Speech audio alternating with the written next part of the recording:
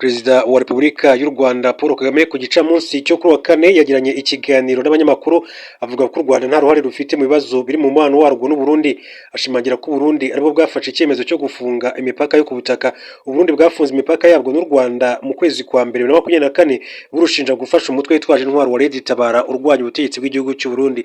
Iki kirego rwagitewe twatsi rugaragaza ko ari uburyo bwo kwihunza inshingano zo gukemura amakimbirane ari imbere mu gihugu. Kuva icyo gihe hagiye habaho ibiganiro byo kubyutsa umubano ariko bikarangira nta musaruro bitanze. Mu kiganiro Perezida Paul Kagame rero yagiranye n'abanyamakuru uyu munsi tariki 27 Ugushyingo 2025 yabajijweho umubano w'ibihugu byombi uhagaze uyu munsi nyuma y'uko hashize iminsi mike hari impunzi z'abarundi zari mu Rwanda zitashye, ndetse abasirikare b'abarundi bakitabira inama aherutse guhuriza i Kigali abagaba b'ingabo zirwanira ku butaka. Perezida Paul Kagame yavuze ko nta kirahinduka mu mubano w'ibihugu byombi kuko imipaka igifunze. Ati imipaka yo iracyameze nk'uko yari imeze, ariko twebwe na mbere ya hose no gufungwa kw'iyo mipaka nta ruhare u Rwanda rubifitemo na ruto. Abarundi nibo bahisemo rero gufunga imipaka, turababwira ngo aho bazashakira gufungura, twebwe ntabwo twigeze dufunga. Yakomeje avuga ko nubwo bimeze gutyo abaturage b'ibihugu byombi bashobora kugenderana, ndetse ko hari igihe rero hajya habaho ibiganiro byo kuzahura umubano. Ati hari abava i Burundi bakaza hano, hari abo njya numva bava hano bakajya i Burundi, hari abagenda na Rwandair sinzi niba ikijyayo, ariko hagati aho muri uko gushakisha ati twabana dute birenze ibingibi birushijeho kuba byiza, abantu baravugana, twe nta na rimwe rero twigeze dushaka kugira abaturanyi tutameranye neza, ariko bijya biba biraba n'ubu birahari, ariko muzakurikirane neza ntabwo byigeze biduturukaho na rimwe. Niyo mpamvu rero kugenda no kugaruka, twe abantu aho bashakiye baraza, aho bashakiye kandi baragenda. Perezida Paul Kagame yavuze ko kugeza ubu umubano w'u Rwanda n'u Burundi nta kintu gishya kindi. Ku bijyanye n'impunzi ziherutse gutaha, Perezida Paul Kagame yavuze ko zibifitiye uburenganzira mu gihe cyose zabyifuza. Tariki 25 Ugushyingo 2025 impunzi z'abarundi 115 ziganjemo izabaga mu nkambi ya Mahama mu karere ka Kirehe kuva 2015 zatashye zinyuze ku mupaka wa Nemba mu karere ka Bugesera. Icyemezo cy'u Burundi cyo gufunga imipaka cyaje nyuma y'amarenga Perezida Ndayishimiye yari yaciye mu ijambo risoza mwaka 2023 ko ashobora gufunga imipaka ihuza igihugu cye n'u Rwanda, nyuma yo kurushinja gufasha umutwe wa Red Tabara urwanya ubutegetsi bw'igihugu cy'u Burundi. N'ibirego u Rwanda rwatewe twatsi rugaragaza ko nta shingiro bifite, dore ko n'ibice Red Tabara yanyuzemo itera Burundi nta bihuriye n'u Rwanda. Nyuma yo gufunga umupaka, Ndayishimiye yagiye agaragara mu mvugo zitandukanye zishinja u Rwanda ko rushaka gutera igihugu cyabo, nyamara rukabihakana rugaragaza ko nta shingiro bifite. Yavuze kenshi cyane ko nawe yakwifatanya n'ushaka guhungabanya umutekano w'igihugu cy'u Rwanda cyangwa se kubohora urubyiruko rw'u Rwanda bavanaho ubutegetsi bwa Perezida Paul Kagame.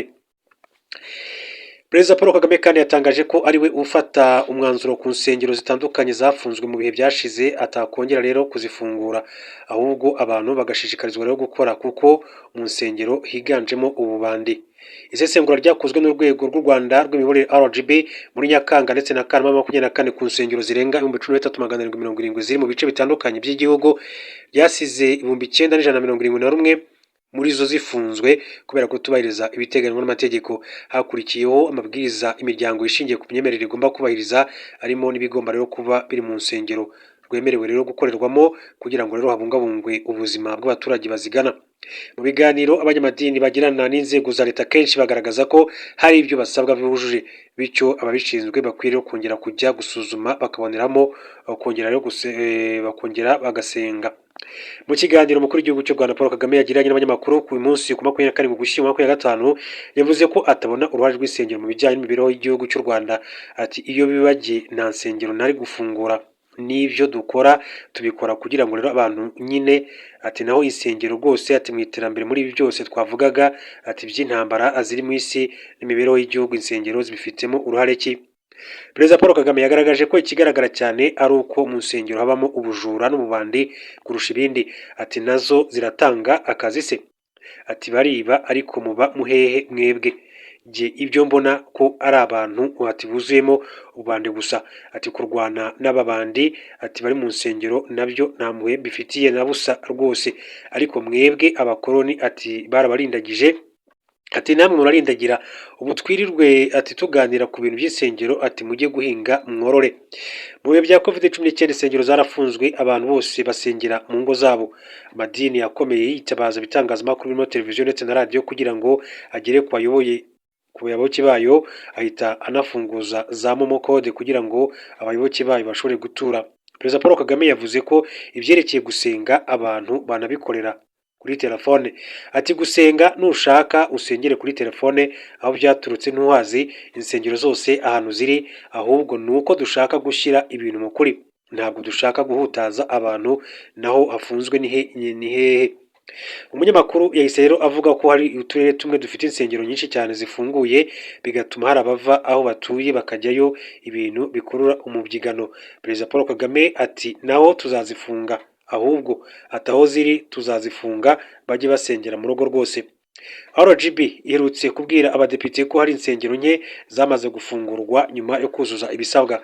Hari kandi ubusabe bw'imiryango 84 igaragaza insengero zujuje ibisabwa zisaba gufungurirwa, ariko 15 zasabwe gusubira inyuma bakuzuza neza ibyo basabwa, mu gihe 68 ibyangombwa byayo bikiri kwigwaho kugeza magingo ngaya.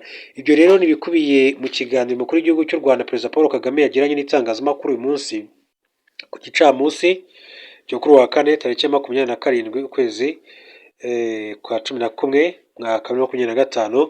Ni ikiganiro kibanze ku ngingo zitandukanye z'igihugu ziganjemo umutekano cyane cyane, nayo ngingo yagarutsweho cyane cyane aho umukuru w'igihugu yabajijwe ku bijyanye n'amasezerano ari kugirwa cyangwa se n'ibiganiro biri hagati y'u Rwanda na leta ya Congo biri kubera Washington DC muri Leta Zunze Ubumwe za Amerika.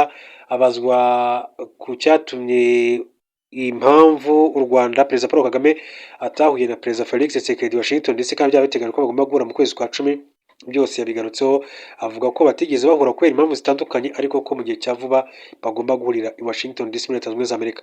Yabajijwe ku masezerano ndetse n'ibiganiro bikomeje guhuza leta ya Congo ndetse na M23 biri kubera i Doha muri Qatar, avuga ko ari intambwe ishimishije buri wese yakwishimira kuba baramaze gushyira umukono ku masezerano, ariko ko avuga ko igikomeye cyane ari uko batareba gusa isinywa ry'amasezerano, ahubwo batangira no gushyira mu bikorwa ibikubiye muri ayo masezerano, harimo amahame agera ku 8 agomba kuganirwaho, buri ruhande rukagenda rwubahiriza ibyo rusabwa. Hanyuma yabajijwe nk'uko bivuze mu kanya gato kashize ku bibazo by'u Rwanda n'igihugu cy'u Burundi, avuga ko ibyo bibazo biracyahari, nta ntambwe yari yatewe igaragara, ariko u Rwanda ko atari rwo rwigeze ruba nyirabayazana ibibazo by'umutekano muke hagati y'igihugu cy'u Rwanda n'u Burundi.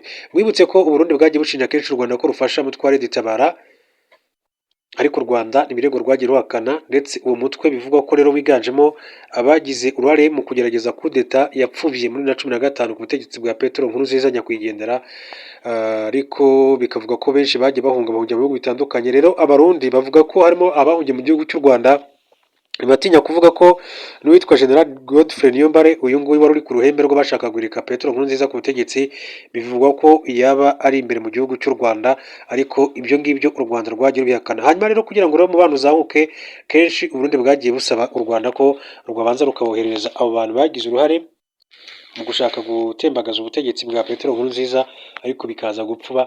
Hanyuma rero u Rwanda rukavuga yuko bari mu Rwanda kubw'amasezerano y'umuryango w'abibumbye nk'impunzi, hanyuma kandi amategeko akaba ateganya ko abo bantu bataba bagomba koherezwa mu gihugu cy'undi direct, baba bagomba gushyirwa mu kindi gihugu, hanyuma ubwo umuryango w'abibumbye wabona ari ngombwa bakaba bakoherezwa muri gihugu cyabo muri rusange. Ikindi rero cyakura amakimbirane akomeye cyane ni uko izo ngabo z'u Burundi zagiye muri Congo zijya kwifatanya na leta ya Congo ndetse n'ihuriro ry'abazarendo ndetse na FDLR, umutwe w'iterabwoba urwanya ubutegetsi bw'igihugu cy'u Rwanda.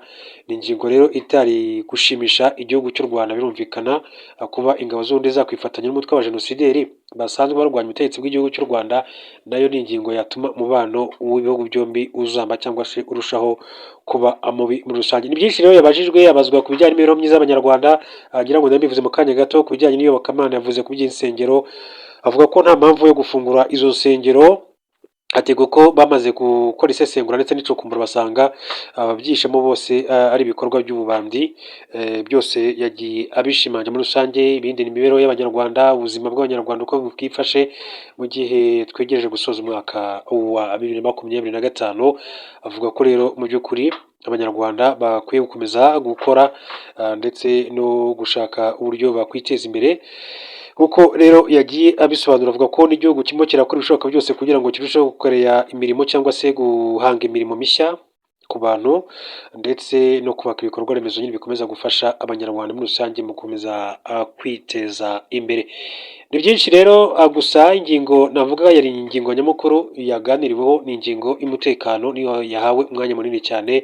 Abanyamakuru batandukanye barimo KNC wa Radio na TV1 yabajije, uwitwa Jado Castal wa BNBFM nawe yabajije, witwa Scovia ufite ikinyamakuru cyitwa Mama Rwa Gasabo n'abandi benshi rero bagiye bahabwa umwanya baza kubaza umukuru w'igihugu cy'u Rwanda. Byari bitangazamakuru by'imbere mu gihugu cy'u Rwanda ariko n'ibitangazamakuru mpuzamahanga ntabwo byigeze bihezwa, birimo France 24, birimo Reuters mu ntamakuru by'Abongereza n'ibindi byinshi bitandukanye. Reka rero mbashimire cyane, mbifuriza gukomeza kugira ibihe byiza n'ijoro ryiza muri rusange.